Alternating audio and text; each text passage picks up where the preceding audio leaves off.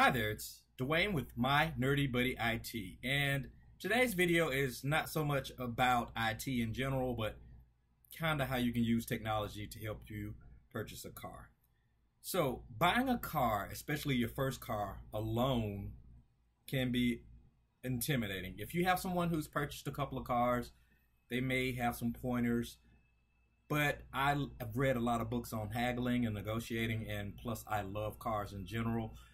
This is just going to be a few quick tips on what to do if you're purchasing a car for the first time by yourself, especially starting out in your early 20s, maybe even mid 30s. So the first thing you want to do, if you can, is to go and get pre-qualified for a loan. Do not go and purchase or go out to a car lot and just expect them to help you with your loan. And the reason being is most people, even people who have purchased several cars throughout their life, start out negotiating with a car based on the number of months. With a few quick clicks of Google, you can see that terms are going from 72 all the way up to 96 to 104 months. So your payment can be affordable, but they can stretch it out over a period beyond 7 years, which is not something you want to do. In my personal opinion, if you go beyond, I'd say 5 years, you really can't afford that car. You really want to keep it around 2 to 4 years. And there are some financial analysts out there that say you want to keep it around 18 months, but realistically, you're not getting much of a vehicle for that price or for that number of months.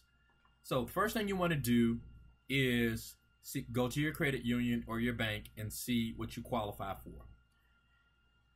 The second thing you want to do is kind of not spend the amount that you pre-qualified for. So in general, if you have a decent relationship with your bank or your credit union, you're going to pre-qualify for way more than you expected. Say the vehicle you're looking for is going to cost, well, maybe around $20,000. Your bank will probably pre-qualify you for up to $28,000 or $30,000, which is good. That gives you some wiggle room. Whatever you do, set a budget and stick to it. And using some quick math, just taking the interest rate out of the equation. Let's say a $20,000 car. Let's say divide that by maybe 60 months. That's with 0% interest. You're looking at $333 a month. So if your price range is around $300 a month, you want to keep that car probably around $15,000, $16,000. And all the math fanatics out there are having a fit. But this is just some quick on-the-fly math for people who are not math people and people who have no experience making big car purchases. Okay, so the other thing you want to think about, first, get pre-qualified. Second, don't, use the entire amount that you're pre-qualified for. Third step is you want to narrow down the type of cars do you want. I personally am partial towards Toyota and Honda. They have an excellent track record for having a lot of older cars on the road.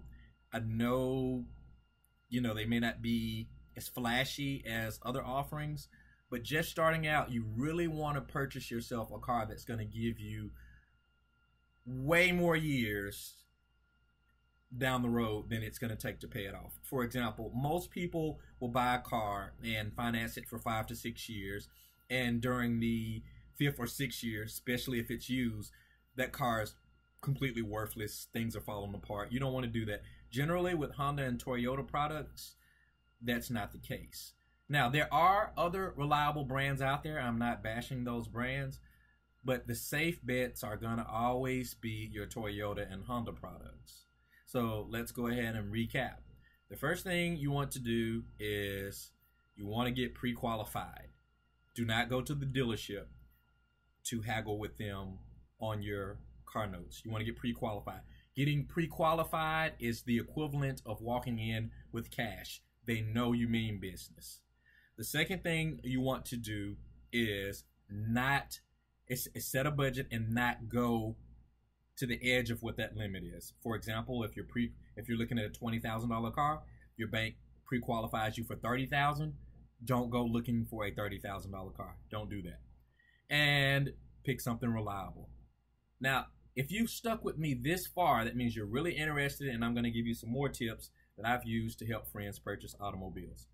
When you go to a car dealership, the first thing you want to do is kind of, if you can, walk around alone without a salesperson. That way you can take a look at the car without any distractions. And if you can't do that, or if you're a shy person and you know it's going to be a busy time, you may want to check out looking at the cars right at closing, because most of the dealer guys are going to be going home. They're feeling no pressure to sell to you because they know you're there late in the afternoon. You're probably not going to buy anything. So examine the car you're interested in and from top to bottom.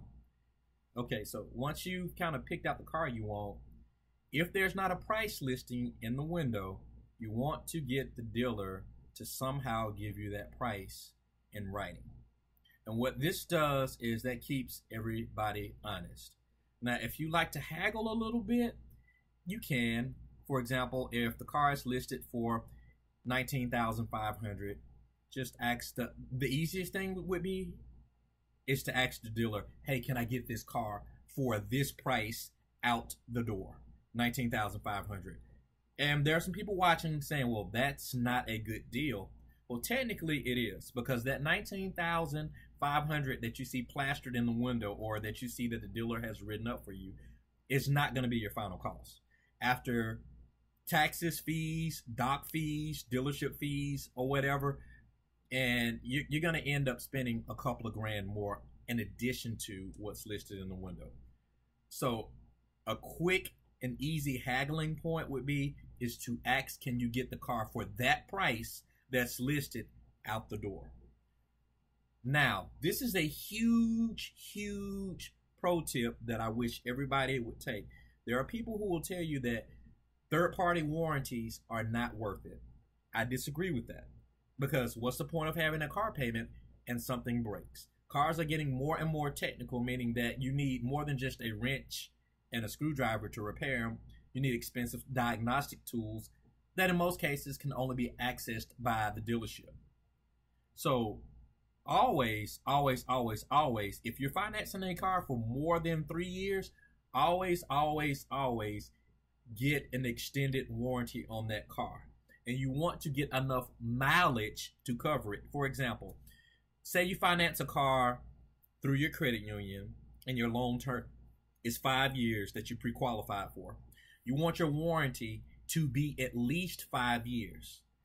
Also, what dealerships will tend to do is ask you the amount of mileage you want to be included on that warranty, meaning 5 years, 60,000 miles, 5 years, 100,000 miles, 5 years, 150,000 miles. If you're not a math person, go for the longest warranty and the most miles you can afford. You will not regret it. Now, in a lot of cases, you'll never use that warranty, but it's best for you to have it and never use it than to have the car break down and you have to scuffle and scrape and figure out how you're going to get something like, I don't know, the Infomat system replaced in the dashboard because it's blacked out, or the transmission is slipping, or you have some other issue that's going bad. Always purchase a car with a warranty. I'm trying to think of some more tips I have. Right off the bat, there are a couple of more, but that's pretty much it. Get pre-qualified. Don't use all of the money that you're qualified for. Find something reliable, preferably Honda or Toyota. There are other reliable brands out there, but you need something that just has a track record or a history of reliability. Take a look at the car you're interested in, front to back, top to bottom. Try to do it alone. That way you can see what's going on with the vehicle. Yeah, and that's pretty much it. Pre-qualify. Don't spend too much. Find something reliable. Look at the car. Don't fall in love with it. And that's pretty much it. I know it sounds easy, but it's tough. When you go to a dealership, they're going to be throwing the keys at you. Some dealers even let you keep the car over the weekend. You're haggling on the monthly payment. It's really confusing and it can be intimidating. But just play this video back and do a little bit of Googling. And yeah, happy car shopping.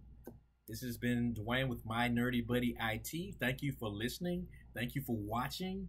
Be blessed and happy car shopping.